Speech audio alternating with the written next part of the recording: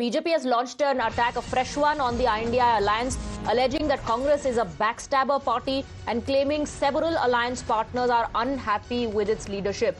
The party pointed to the absence of some key allies at the bloc's meeting and asserted that there was never a common mission or vision within the alliance. INDI alliance जितनी भी meeting कर ले, INDI alliance की सच्चाई यही है कि कांग्रेस एक बैकस्टैबर पार्टी है। इंडी अलायंस का हर लीडर और हर पॉलिटिकल पार्टी ये जानती है कि कांग्रेस पार्टी उसके पीठ में छुरा घोंपती है।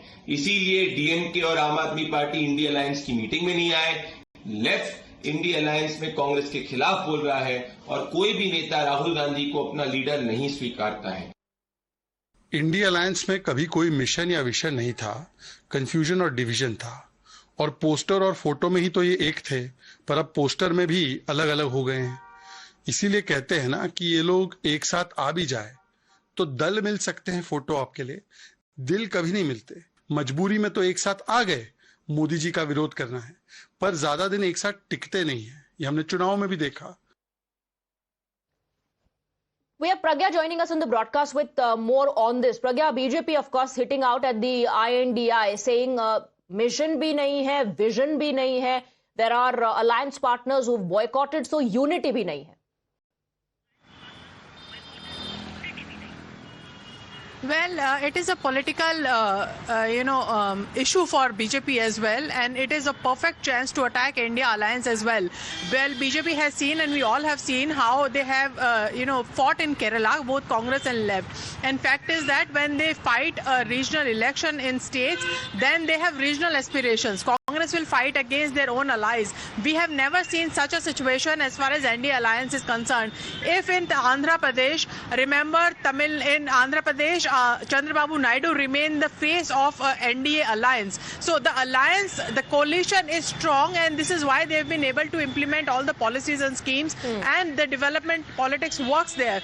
But this is not the case in India alliance. We had seen the clan shortening, after every election. Now these leaders are sitting together because they have one common enemy, is what BJP believes. But the fact that they don't trust each other, they do not want Rahul Gandhi as their leader. They blame Rahul Gandhi, for this fractured mandate, and also fracturing of India alliance as well.